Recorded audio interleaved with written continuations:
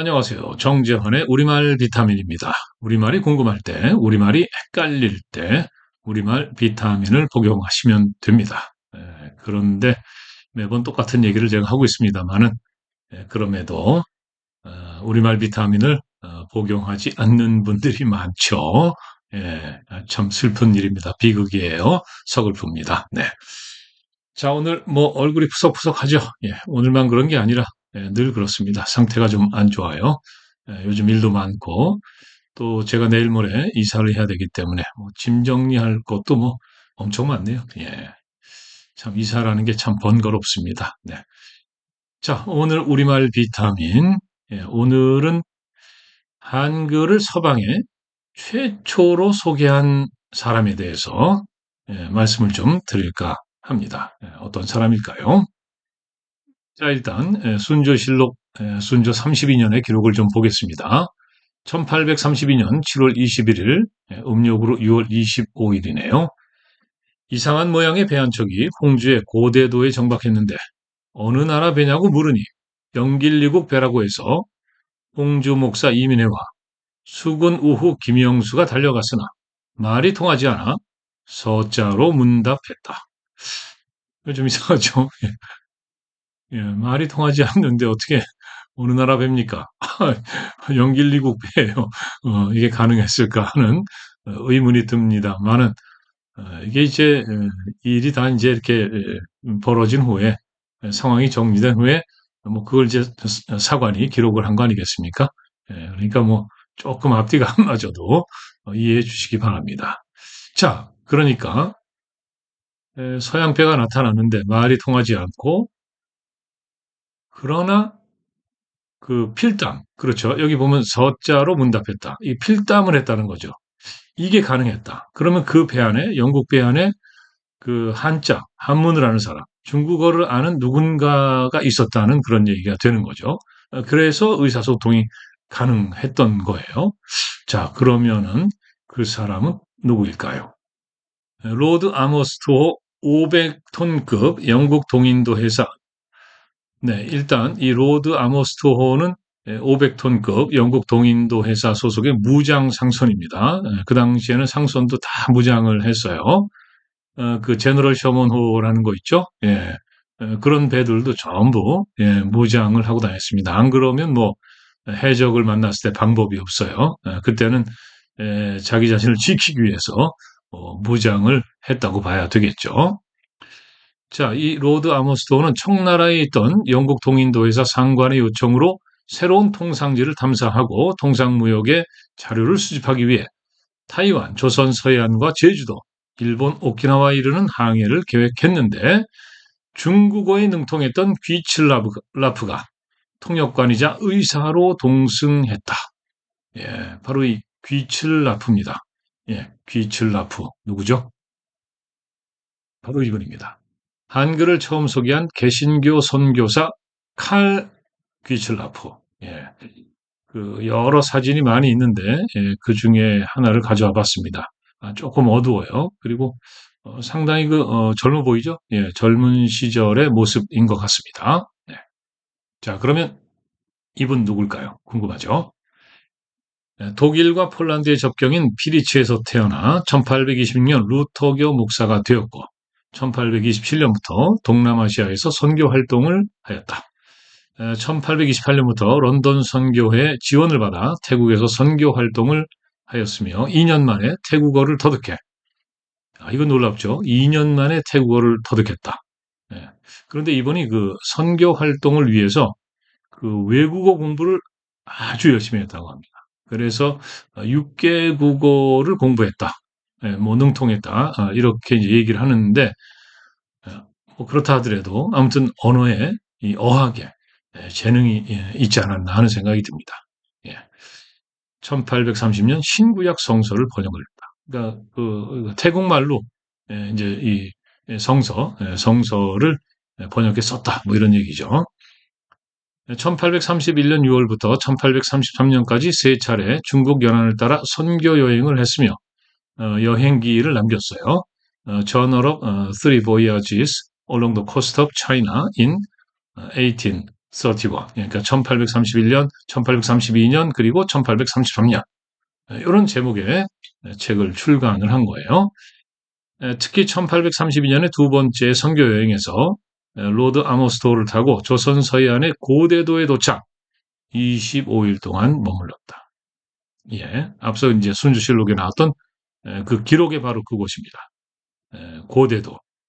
여기에 도착을 해서 25일간이나 머물렀네요. 예, 25일간 머무르면서 뭘 했을까요? 아머스토어는 1832년 2월 광동을 출발해서 타이완 복주 영파 상해 및 산둥반도를 거쳐 7월 17일 조선 황해도 서해안 장산고지에 도착했다. 그리고 요 밑에 기록은 아까 그 여행기 귀철라프가 직접 쓴 여행기에 나오는 내용이죠. 본토인과 중국인들 모두 조선이라고 하는 코리아는 까울리라고 칭하기도 하는데 만주에서 삼림지대로 분리되어 있다. 서해안 바다는 점점이 섬들이 널려 있는데 우리가 직접 본 지역은 대단히 비옥하고 물도 풍족하였으나 주민들은 별로 없었고 아직 개간도 거의 되지 않았다. 이 나라의 변두리 사정이 이러할진데 내륙에도 중국 연안과 같이 인구가 많으리라 생각되지 않는다. 그러니까 이 조선에 대한 첫인상이랄까요? 자신이 보고 느낀 거, 뭐 이런 것을 쓰고 있는데 개간이 되지 않았다. 사람도 별로 없고 그러니까 뭐 이런 얘기는 좀 불쾌할 수 있습니다만은 좀 미개한 그런 지역으로 보지 않았나. 그리고 뭐 내륙에도 인구가 많을 것 같지 않다. 뭐 이런 거 자신의 생각까지도 드러나 있습니다. 자, 그런데요. 또 하나 신기한 거는 이런 기록입니다. 조선 왕국은 예, 정확하게 조선 왕국이라고 쓰고 있어요. 일찍이 이 나라 때부터 중국에 알려진 나라로 단군 신화에도 언급되어 있으며 단군 신화를 이분이 알아요. 놀랍지 않습니까? 일찍이 중국 문자를 도용하여 지금까지 사람들이 널리 사용하고 있다. 비록 중국 문자를 빌려 쓰고 있지만 사람들이 널리 사용하고 있다. 그러니까 단순히 그 미개한 그런 곳은 아니다. 그러니까 앞서 기록은 다소 미개한 지역. 그렇지만은 알고 보니 문명국 뭐 이런 얘기가 된다. 뭐 이렇게 말씀드릴 수도 있을 것 같습니다. 자, 그러면 이분들이 25일 동안 머물면서 뭘 했을까요? 일행은 지방관을 만나 국왕에게 통상교섭을 위한 청원서를 보냈다. 그러니까 이제 동인도 회사니까 우리하고 통상합시다. 뭐 이런 이제 요청서죠. 이것을 국왕에게 보내고 그리고 그 회신을 기다렸겠죠. 그런데 귀칠라프는 한문 성경과 전도문서를 선물했으며 조선인들과의 접촉이 금지되어 있음에도 불구하고 고대도 주민들에게 전도책자와 한문 성경, 서양의 역사와 지리에 관한 소책자도 나눠주며 복음을 전했다. 이 사실 이 귀칠라프가 이 조선에 대한 선교를 위해서 이때 그 조선을 방문한 건 아니거든요. 그 동인도 회사의 아모스투어 여기에 그러니까 통역관 그리고 뭐 사람이 아프면 뭐 치료를 해야 되는데 그 의사로서 탄 거란 말이죠. 그렇지만은 역시 이분은 뭐 언제나 선교 이것을 자신의 사명으로 생각하고 그래서 그 이방인을 만날 때마다 열심히 하나님의 말씀 복음을 전했다. 뭐 이렇게 봐야 되겠죠. 그렇기 때문에 고대도 주민들에게도 역시 성경도 주고 뭐 여러 가지 의술도 베풀고 이렇게 했던 거죠. 자, 다음으로 넘어가겠습니다. 자, 이 기록은요. 국왕에게 그 성경을 전달하고 그리고 나서 그때의 심경을 이제 쓴 건데 이제는 이 고립된 나라의 통치도 하나님의 말씀을 읽는 은총을 누리기를 간절히 소망하였다. 죄 많은 인간을 위해 내어주신 예수 그리스도를 통해 베푸신 하나님의 사랑을 증거하는 것보다 국왕에게 더 귀중한 예물이 있을까? 국왕에게 그러한 구원의 교리를 전해줄 기회를 가진 것은 매우 기쁜 일이다. 한동안 나는 행복에 잠겼으며 그 행복이 영원하길 소망하였다. 예. 그러니까 그 당시 그 귀칠라프의 마음, 성경을 전하면서 기대했던 것, 이 땅에도 복음이 전해질 것이다 하는 그런 마음을 아주 절절하게 느낄 수가 있는 기록이죠. 자, 그리고 또 하나 놀라운 사실. 바로 이겁니다. 귀칠라프는 서기관 양의와 함께 주기도문을 한글로 번역했다. 이것은 그때 고대도에 같이 갔던, 분의 이제 기록에 나오는 건데요. 아마도 27일에 오랜 설득 끝에 우리는 양의로 하여금 한글 자모 일체를 쓰도록 하는데 성공했다. 귀칠라프가 한문으로 주기도문을 쓰자 그는 한글로 토를 달고 그리고 한글로 번역했다. 그러니까 귀칠라프가 중국어에 능통하단 말이죠. 한문으로 주기도문을 써서 주니까 그것을 여기 보면 이제 yang, yih 이렇게 돼 있는데 뭐 양의 정도가 될 것 같아요. 그러니까 이 조선인이 그것을 한글로 번역을 한 거예요. 어쩌면 이게 최초의 그 주기도문 한글 번역 일지도 모르겠습니다. 실제 또 교회 쪽에서 그렇게 평가를 하고 있죠. 자, 그리고 이 귀칠라프는 선교사로서 또 많은 일을 합니다. 고대도의 기후와 토양을 살핀 후 100개 이상의 씨감자를 심고 재배법을 가르쳐 주었다. 나이 많은 노인에게 의술을 베풀고 감기약을 나눠 주었다. 뭐 식량 사정이 안 좋고 하니까 이제 뭐 씨감자를 심고 재배법을 가르쳐 줬겠습니다만은 이게 거의 이제 중국에서 들어온 그 감자 바로 다음 시기. 그러니까 중국에서 들어온 감자는 북쪽으로 들어오는 거고 이것은 뭐 한반도의 허리를 바로 질러 들어왔다고 볼 수 있겠죠. 그래서 이 감자의 역사, 감자 전래의 역사에서 또 귀출라프가 대단히 중요한 한 페이지를 장식을 하고 있습니다. 자, 이렇게 이제 생활을 하고 있는데 1832년 8월 초 드디어 순조 국왕의 회신이 왔어요. 그런데 안타깝게도 중국 황제의 허락 없이는 외국과 통상을 할 수 없다. 그러니까 떠나라. 이렇게 된 거죠. 그런데 중국 황제의 허락 없이 이거 좀 이상하죠. 예. 사실은 뭐 허락 없어도 되는데 그 당시 조선은 이제 쇄국 정책을 쓰고 있었고 이런 서양인들 뭐 오랑캐라고도 했는데 그렇게 인식을 했었는데 상대하기 싫은 거죠. 예. 상대하기조차 싫다. 그러니까 중국 황제 핑계를 대면서 우리는 통상을 할 수 없다. 뭐 이런 식으로 답변을 한 거다. 이렇게 보면 될 것 같습니다. 아무튼 그래서 귀칠라프 일행은 제주도를 거쳐서 일본 오키나와의 유황도로 떠났다. 25일간의 고대도 체류가 끝난 거죠. 자, 그럼 이제 그 귀칠라프가 왜 한글을 서방에 최초로 소개한 선교사로 기억되고 있는지에 대해서 말씀을 드리겠습니다. 이 귀칠라프는요, 조선에 머무는 동안에 한글을 채록했죠. 예, 앞서 뭐 한글을 관찰하고 공부하고 뭐 이런 말씀 드렸는데, 1832년 중국 광동에서 발간된 최초 영문 월간지, 왼쪽에 표지 사진이 있습니다. 이것은 창간호 같네요. 예, 1호라고 써 있죠. 아마 7호인가 발표를 한 걸로 기억을 합니다. Chinese Repository 이 잡지인데 여기에다가 이 조선어에 대한 소견이라는 글을 발표한 거예요. 이 글을 통해서 한글 자모의 짜임새, 표현력, 글자의 계통, 한글 자모에 대한 음성학적 분류, 한글의 로마자와 그리고 한국말의 특징, 문법, 방언 등에 대해 기술했다는 거죠. 자, 구체적으로 그럼 어떤 얘기를 했는지 조금 더 보겠습니다. 동아시아 문명의 기원은 중국이다. 이렇게 이제 운을 떼면서 그러니까 문자를 발명한 게 아무튼 동아시아에서는 중국이죠. 그래서 문자가 이제 이웃 나라로 이제 전파가 된다. 조선도 사실은 과거에 글자가 없었기 때문에 이 한자를 받아들여서 쓴 거죠. 자, 그런데 문제가 귀칠라프가 이렇게 얘기합니다. 한자를 읽을 때 그 소리가 글을 모르는 사람 귀에는 생소해서 토착 언어로 설명해 주지 않으면 이해할 수 없었기에 두 가지 언어가 생겨났는데 하나는 단지 쓰인 문자의 소리를 나타내는 것이고 다른 하나는 발설된 사상을 표현하는 것. 예.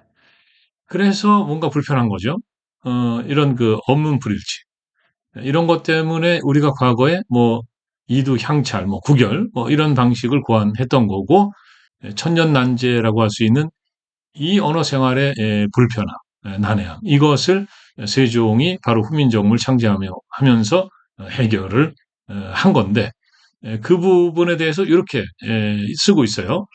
조선인은 더 많은 편의를 위해 그들 자신의 혀에 독특하게 들어맞는 알파벳을 채택하게 되었다.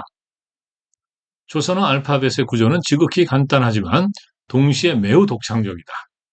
그러니까 글쎄요, 외국 글자를 처음 봤을 때, 그 글자가 이런 거구나. 그 구조를 한눈에 파악할 수 있을지 의문입니다.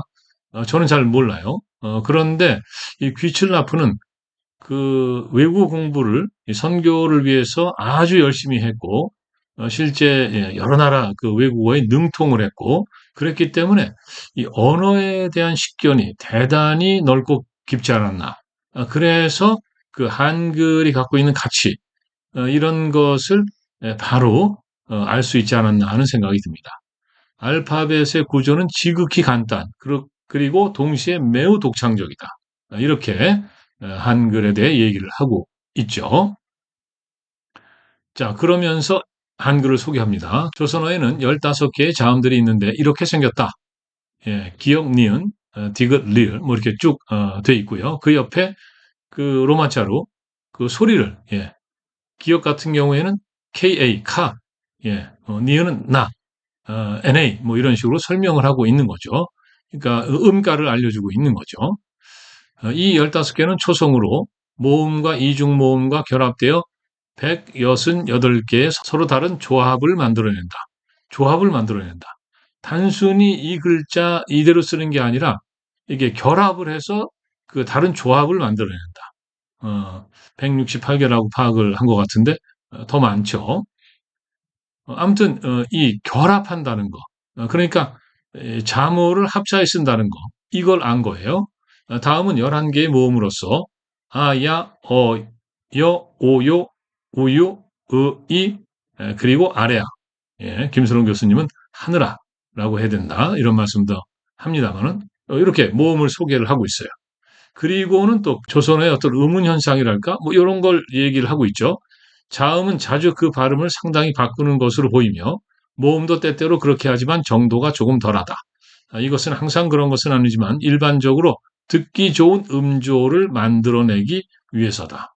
그러니까 의문 현상, 그리고 그때 이제 글자 원래 그 뭐 기억이라는 글자가 갖고 있는 음가 이런 것들이 뭐 좀 바뀌기도 한다.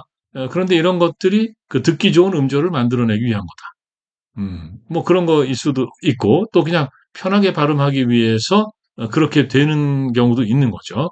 어쨌든 귀실라프는 듣기 좋은 음조를 만들어내기 위해서인 것이다. 라고 설명을 하고 있습니다. 네, 그리고 이것은 제가 생각할 때는 이 귀칠라프 연구소의 칼 귀칠라프 연구소인가요? 신호철 소장님이 작성하신 게 아닌가 하는 생각이 듭니다. 얼마 전에 그 칼 귀칠라프에 대한 중요한 발표가 있었는데 궁금하신 분들은 그 링크를 타고 들어가시면은 뭐 여러 가지 내용을 확인하실 수 있습니다. 자, 아무튼 뭐 이렇게 얘기를 정리를 해야 될 것 같아요. 그러니까 1832년 한국을 최초로 찾았던 개신교 선교사 귀실라프.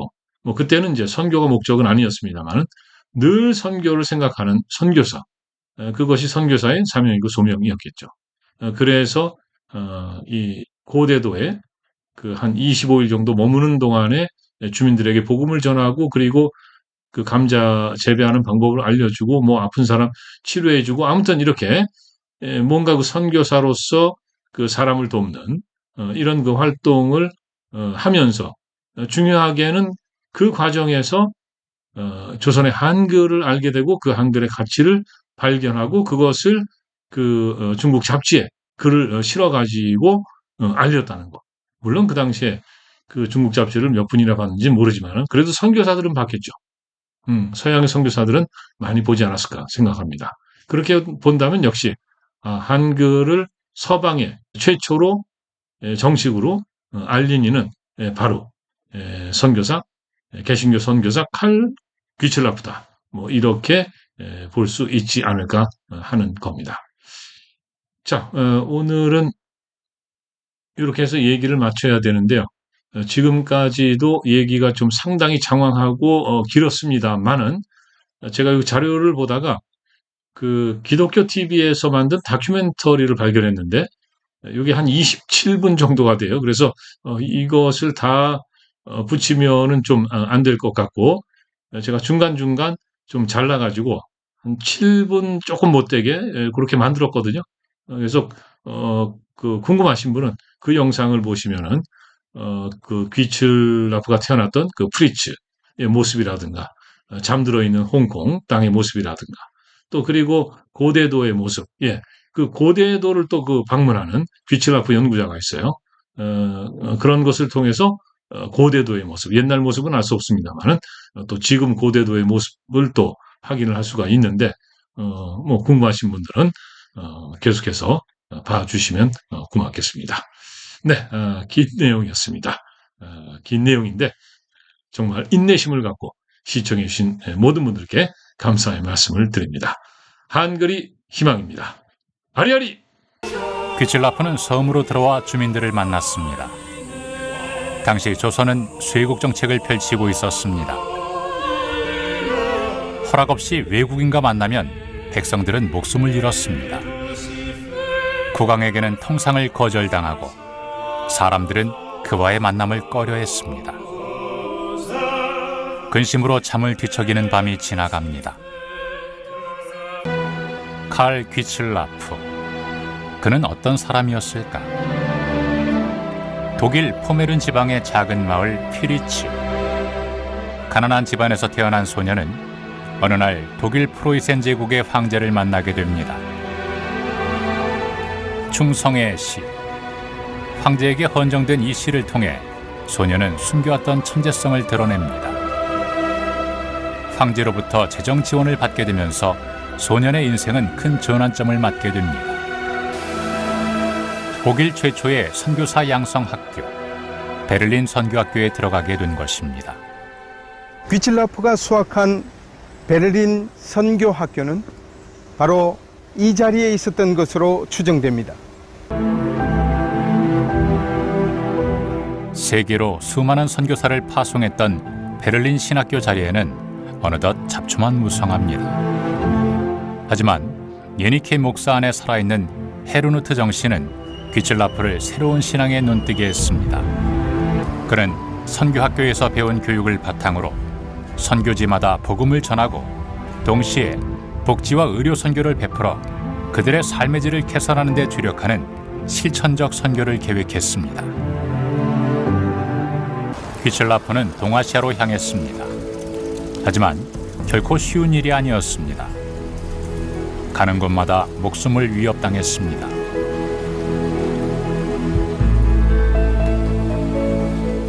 그럼에도 그는 인도네시아, 싱가폴, 태국 등 한중일을 포함한 50여 개의 섬과 나라를 위해 전도를 하는 엄청난 사역을 해냈습니다.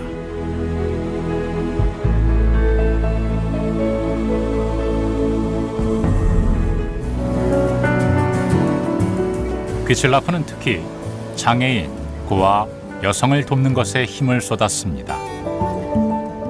실제로 그는 이전의 선교지인 마카오에서도 직접 눈먼 고아 소녀들을 구출하여 입양하기도 했습니다. 여기가 귀칠라프 거리입니다.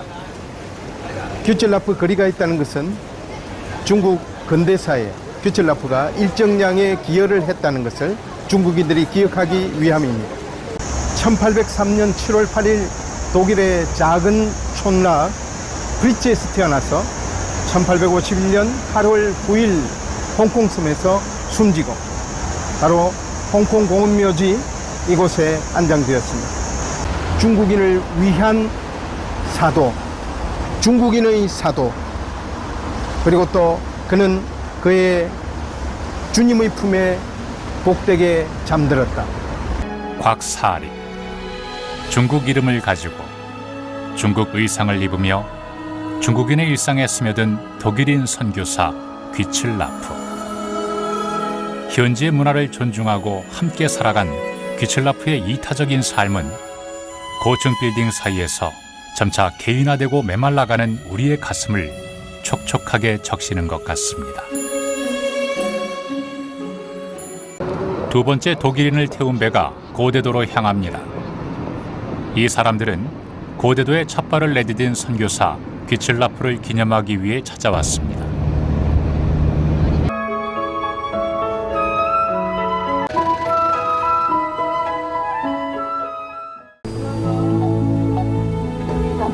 Oder so? Besser. Ja, ich reiche ihm die Hand. 그녀가 그의 손을 잡습니다. 벽화 속의 귀칠라프가 21세기의 고대도에서 다시 부활합니다. Ich fühle mich in Godedo sehr wohl, denn ich fühle mich hier auch ein wenig zu Hause. Es war im Grunde auch das Land, wo Gützlaff seinen Fuß hinsetzte, wo er die Bibel brachte, Freundschaft brachte, und so empfinde ich auch heute diesen Tag für mich. 귀칠라프는 굶주린 백성들을 위해 감자를 심어주고 야생포도를 즙을 내어 마시는 방법을 알려주었습니다.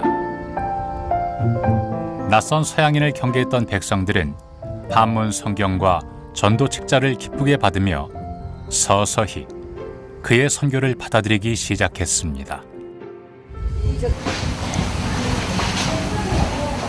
고대도 교회에 있는 귀칠라프 전시관을 방문했습니다. 그와 관련된 고서 기록들이 보관되어 있습니다. 우리 실비아 브레첼 교수님의 논문이 들어 있습니다.